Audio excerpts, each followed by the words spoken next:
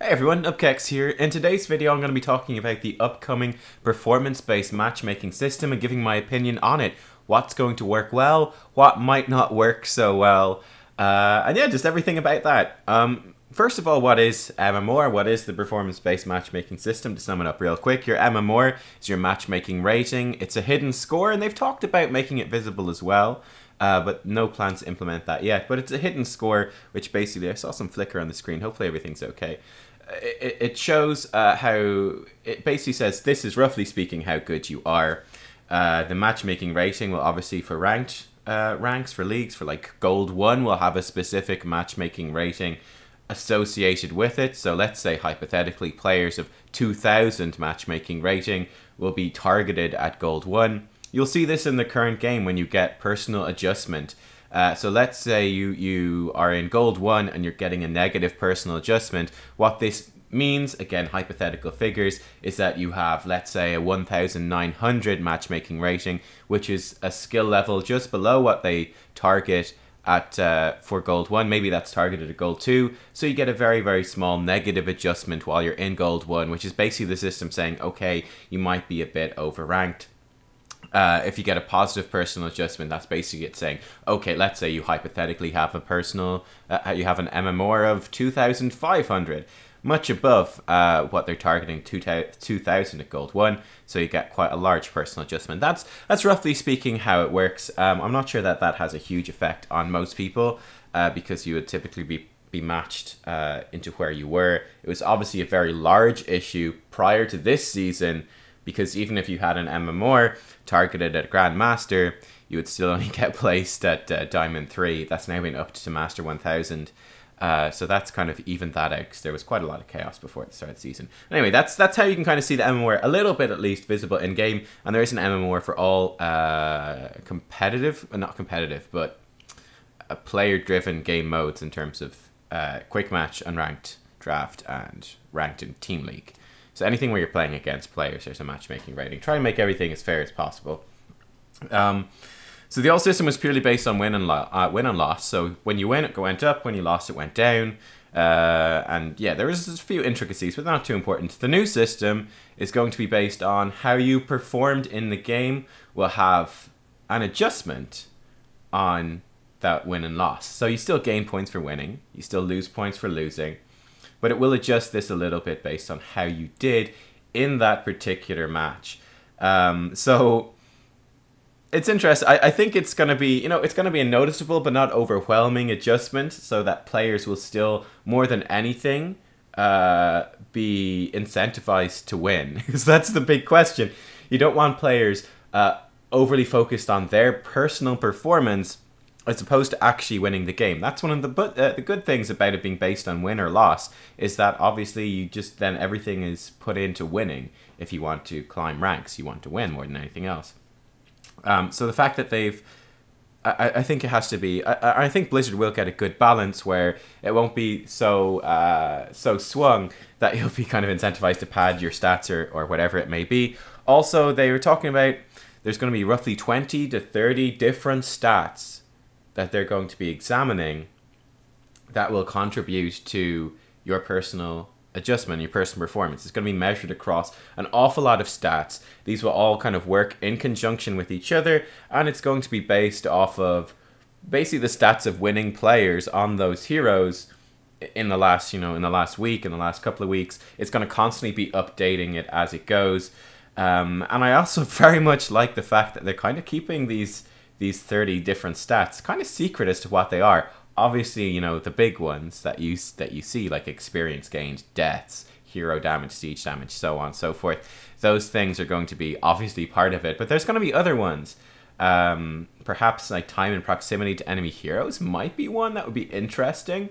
Stuns duration, root duration, silence duration, perhaps time spent stunned yourself, all that sort of stuff. Time spent at certain HP thresholds, perhaps? I don't know. They haven't really said or confirmed, and I like that, because that removes... It's going to be difficult. It'd be very difficult to try to exploit the system. There will perhaps... I suspect there will be times when people will go, oh, I'm getting loads of personal adjustment by playing this particular weird build on this particular hero, go spam this week, and you're going to get a lot of personal adjustment before the system quite catches up. I think that's bound to happen eventually, but for the most part, seeing as you don't know all the different stats, and because it is updating, it's going to limit an awful lot kind of the temptation even to try to exploit it, because you're just not going to know the ways to exploit it. It's really going to be you stumble upon one weird build, and that's how it goes. I think that's good. And I think the system is good overall. This is going to be overall a really nice improvement. Because when you play well in a game, you're gonna, and you lose, you're not gonna lose as many points, and that's quite fair. The problem is it's not gonna work 100% perfectly. I think we can all agree on that. Nothing ever does really work 100% perfectly.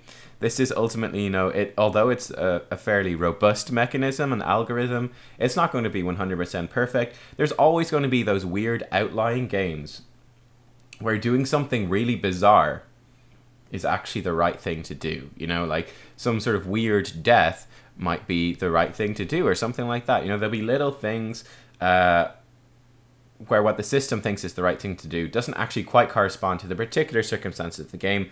And I mean, you'll all have seen that in your own games with the MVP system we have. You will be able to sit down and think, oh yeah, we had this one game, and this guy was definitely the MVP because of how he played that particular game, but he didn't get MVP in the game system because the way all the stats were calculated, he didn't actually turn out as MVP. But you can sit back and go, no, like that guy, maybe that one thing he did in that late game team fight, that one thing he did actually won us the game. And like it turned a losing game around. You'll just know yourself. There's sometimes where that's not recognized, or you'll also be able to think of games where someone got MVP that definitely didn't really deserve MVP. That they were just kind of tagging along as let's say your tank and your support were making all the plays. They were doing all the shot calling, all that stuff. They were definitely the MVPs. They were leading the team. They had the biggest impact on the game. But then like your random damage dealer who kind of followed along and was just kind of carried along by this unstoppable train winning the game, and he was doing loads of damage because of all the plays they're setting up. He gets MVP because it just looks like this player played amazingly, but you kind of know from playing the game, actually these guys probably deserved it more. You guys will be able to think of examples where that's the case as well, of course. So the system's not going to be absolutely perfect, and in any given particular game, there's going to be a chance it's not going to be perfect. What I do think is that overall, over the course of many games, over the course of all the players playing, it's going to be a large improvement for sure. When you take lots and lots of games, it's going to be, on the whole, be quite accurate. But in specific individual cases, there is the potential for it to go wrong. For example, one of the things that I'm kind of curious, I mentioned earlier, is like proximity to enemy heroes, stuff like that. But one very good play you could be doing, let's say your ETC, for example. So your hero that brings a lot of kill pressure, the enemy team doesn't want to get stunned and locked down by ETC. So you might be sitting in like the perfect bush. I like to call it the perfect bush. You're just positioned in such a way that just the threat of you being there, or even the threat of you maybe being there in that bush in the fog of war, stops the enemy team from making loads of plays. And in the meantime, your team is pushing in, they're taking objectives, they're doing the merc camps, they're doing all this great stuff. But for all intents and purposes, it kind of looks like you're just AFK. But you're AFK in the perfect position, and it's that threat, that psychological threat of what you might do that kind of has a huge impact on the game. Now I would imagine that's very, very difficult for them to actually calculate with these algorithms. That's quite hard to do. Or how do you know it's the ETC performing well as opposed to anyone else? So, like in that's one specific circumstance, I think, where the game won't pick up on it perfectly.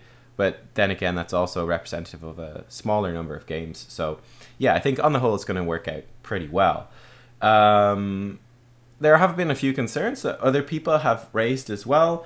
I think a few people are kind of going, well, the performance-based thing didn't work well in Overwatch. My understanding is that it's quite a different system from Overwatch. One big concern that kind of ties into that is that players that are kind of one-tricks, that focus on a particular hero, are going to have an advantage. I think that's certainly true in terms of performance-based matchmaking. If I only play Samuro, I'm going to be better at Samuro than, you know, players at my same skill level that play, you know, 20 heroes. You know, sometimes they tank, sometimes they heal, sometimes they play Samuro. When you compare our Samuro games, the guy who only plays Samuro is going to be better. You know, that's what you would expect. So that player will get a larger personal adjustment based on their Samuro performances. That's going to happen. It does balance it out somewhat, and I'm not sure where the balance is going to fall, in that the player who's more flexible, that plays more heroes, perhaps brings a higher chance to winning the game overall, because they can pick a hero that's more fitted to the situation. So someone somewhat balances it out. I would say on the whole, it probably does favor slightly the one tricks. That's my experience of Hero League, is that one tricking is perhaps not so good, but if that being said, I've seen several players reach Grandmaster that are explicitly one tricks. I, for example, can think explicitly of one guy who could only play Sonya, and he played Sonya every single game. He had a 60% win rate on Sonya, and he had literally a 40% win rate on every other hero. And I had to play with this guy in a bunch of games. It was kind of like, okay, if we just take or ban Sonya, you know, you got a really good chance of winning. Or if he's on your team, it's like, get him Sonya quick, or we're going to be in some trouble here, because he doesn't know how to play the other heroes that well. So one tricks is the thing. I think for the most part though in Hero League, I would say typically focusing on like 3 or 4 heroes. So you do have some flexibility. You kind of adjust slightly to the draft, but you're still kind of pouring all of your practice into a small number of heroes. That is currently the best way to climb Hero League, I would say. And I think that's true in probably the performance-based matchmaking system even more so, because you'll get slightly more personal adjustment because you'll be playing those specific heroes better than players that are more flexible would be. And I think 3 or 4 heroes gives you more than enough flexibility realistically for Hero League. I mean, unless they're really bizarre ones, but so long as you choose heroes that are if you choose a smart selection of 3 or 4 heroes, you're going to be fully viable in every single game, and then you'll have that skill on those heroes, so you'll get good personal adjustment, and you'll climb up, and you know, that's fine. I think one good point that Travis, one of the game designers, did raise when I was talking to him was that, of course, you know, your matchmaking rating isn't precise. Well, he said it's not a reward. I think it is in some ways a reward, because it does make it easier to climb the ranks. But what he pointed out, which is totally correct, is, let's say if you climb up, and let's say, again, hypothetical figures, let's say you are actually, you know, roughly speaking, 2,000 skill player. If you climb up, you know, through a series of luck or fluke or chance, or, you know, your favorite hero has an overpowered build for 1 week and other people haven't quite copped onto it, Blizzard hasn't quite nerfed it yet, and you climb up, you know, up to 2,500 skill rating, MMR rating, based off your performance on that hero. Once that hero is nerfed down, then you'll find yourself as a 2,000 skill rating player at 2,500 rating. The game thinks you're better than you are. What's going to happen is you're just going to lose more games than you win, because it matches you as if you're that good when you're actually slightly worse. And equally, if you are better than the game thinks you are, then you're going to win more, because the game will think, okay, you're only a 2,000 skill player, when in fact you're 2,500. You're going to start winning more games.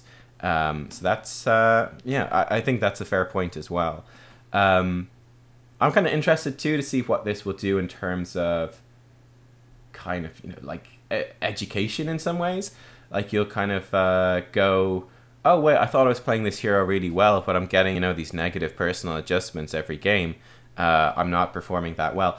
Actually, this is important in terms of education. They have said that they're moving away from the current system of personal adjustment, where your MMR relative to your rank gives you just a flat adjustment from each game. Instead, what they're going to do is that your personal adjustment is going to be changed so that it reflects and it ties into directly your performance in that particular game. So that performance-based matchmaking, the MMR change, will be reflected in your rank change in ranked games as well. I think that when that comes through will be good for education, because it's, you know, you'll be able to say, oh, I thought I was playing really well, but I keep getting these negative personal adjustments. Maybe I need to reassess how I'm playing, I don't know, like Varian or something like that. Or when you consistently get good personal adjustments, you'll be able to know, like, okay, yeah, I'm actually playing this pretty well. And I think that's, you know, that's nice for the game. So yeah, in summary, I think overall this is going to be really good. Obviously, yes, I think there's going to be plenty of circumstances And there'll be plenty of specific examples, no doubt, on Reddit and stuff like that, where people going, oh, look, in these cases, it didn't work. That's going to happen, for sure. It's not going to be a perfect system. But on the whole, overall, across all the players and across a good chunk of games for each player, it's going to have a good adjustment. One thing to note, too, of course, I suspect it in most cases, the change between your current rank and then the rank that you will achieve once personal adjustment comes into it is going to be pretty small for the most part. The biggest impact, of course, it will have is on people smurfing, that it will bring those up to their actual level an awful lot quicker than it does at the moment. That's the biggest change. But for most players that are, just regular players of the game, it's not going to have a massive change. The current system will have placed you pretty close to where you're supposed to be. You might see a few ranks change here or there, but you're not going to jump suddenly from gold to diamond or gold to master or anything like that. It's going to be smaller changes. But yeah, that's basically what I think is going to happen. I could be surprised, but I don't see it being too surprising. It's really going to be Smurfs who've got a small number of games played, where the win-loss can be, it's just impossible to judge off that win-loss. That personal thing the personal adjustment is going to pick up on that much, much quicker. That's the biggest impact it will have, which will improve the game for everyone, I suppose, as well. But yeah, better matchmaking, better for everybody. On the whole, it's going to be good. So yeah, let me know what you think about it down in the comments below. And as always, thanks for watching. And yeah, I'll see you all next time and talk more about some Heroes of the Storm. Bye-bye.